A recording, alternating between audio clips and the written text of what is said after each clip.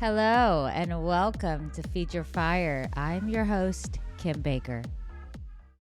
Today we're going to talk about what it means to have a strong sense of self and why that's important. Knowing who we are is not just descriptive. It affects our choices, our interactions, and our self-worth. Today we're going to make fried green tomatoes. And you might think that's an odd choice for me. Perhaps you'd imagine that I would make some Italian recipe from my childhood. But our sense of self has nothing to do with others' perceptions.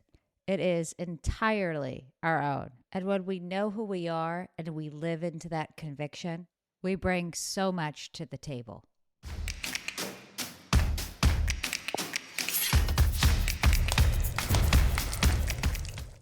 I want you to take a few minutes and think about who it is you know yourself to be. Truly, not who you think you should be or who people want you to be. When no one's watching and there's no one to please, who is it that lies underneath? That's the person I'm speaking to today, that I'm inviting to this table. Come exactly as you are. So many factors affect our self-concept. We're influenced by our culture and heritage, societal norms, by our family and our friendships and the roles that we take on in our lives, as well as our experiences, for better or for worse. And sometimes we have to shed those things in order to get to the person inside, to a truth beneath our conditioning. And typically, adversity is what takes the hammer to that facade. When I was younger, I really didn't know who I was without my family. We were tight-knit, or you might say codependent. And as a middle child that took pride in being agreeable, who I was at my core kind of got lost in the mix. And that lack of knowing led me to make some poor decisions early on, chasing acceptance and validation. And then it all shattered. It was traumatic and it was devastating, but it was also a gift. It was in that stack of rubble that I had to find myself. And as I shoveled my way out, I could see what I was made of. And even with that insight, it took me years to be able to express who I truly am without feeling the need to apologize and to withstand the pressure to conform to someone else's idea of who I should be. And to truly know ourselves, we have to know where we came from. Our heritage provides a foundation for all of that. And I chose the recipe that we're making today because of what you might not know about it. Fried green tomatoes are celebrated in the South. But what's interesting is that the history of the fried green tomato comes from the Jewish community.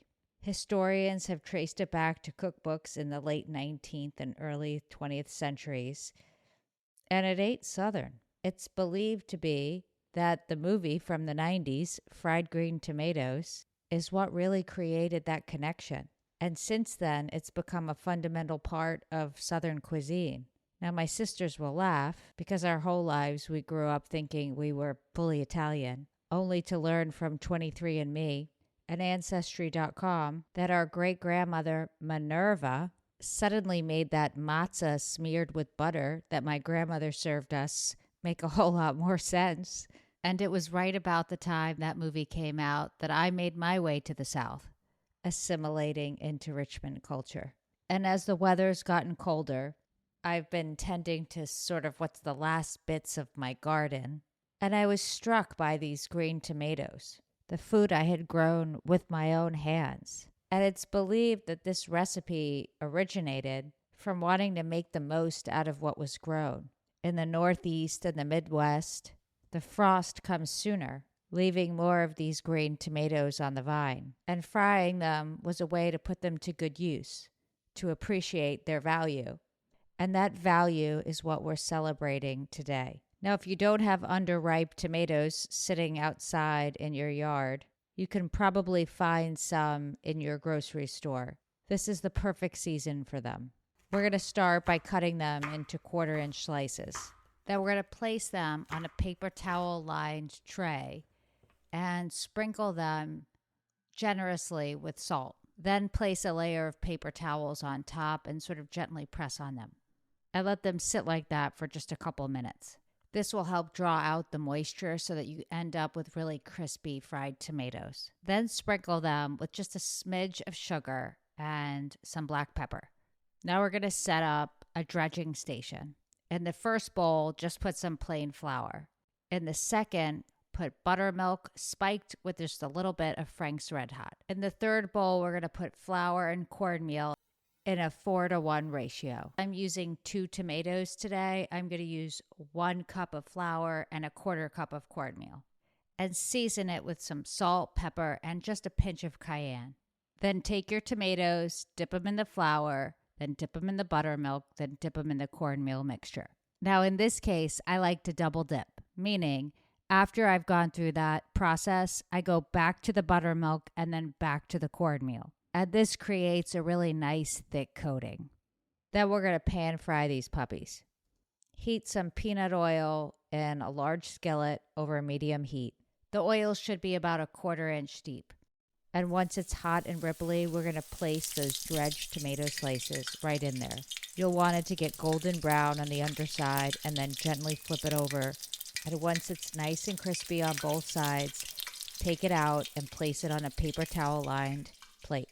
And then season them with salt. You'll want to do this in batches. These are often served with a pimento cheese or something like a Cajun dressing. I like them plain or maybe with a corn salad. I've even had them with some tzatziki. This episode is all about you, so you choose what you prefer. Now, of course, as I was creating this episode, I had to go back to the movie. I don't think I had ever actually seen it to completion before, and I was delighted at what a girl power movie it is. It's about finding your voice. It's about friendship.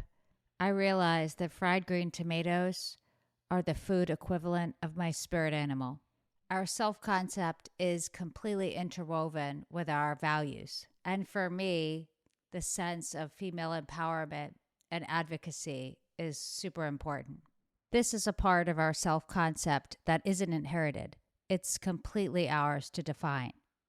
A week or so ago, I was at this women's conference. It was a room full of very successful professionals, all female. And one of the hosts mentioned that just 5 years ago, that conference would not have been possible. There simply weren't enough women in the industry.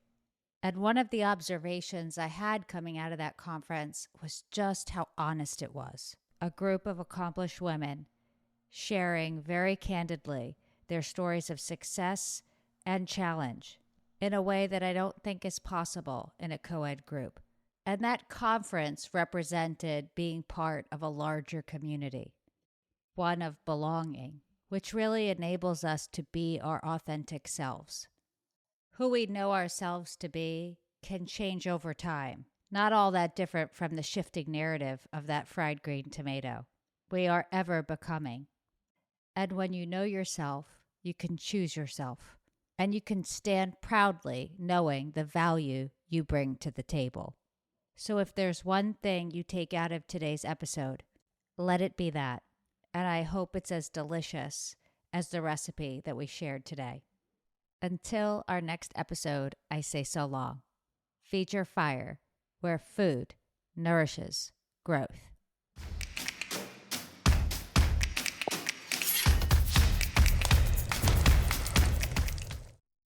Feature Fire is sponsored by Kasari Consulting, where insight meets innovation. That's KASARI consulting.com.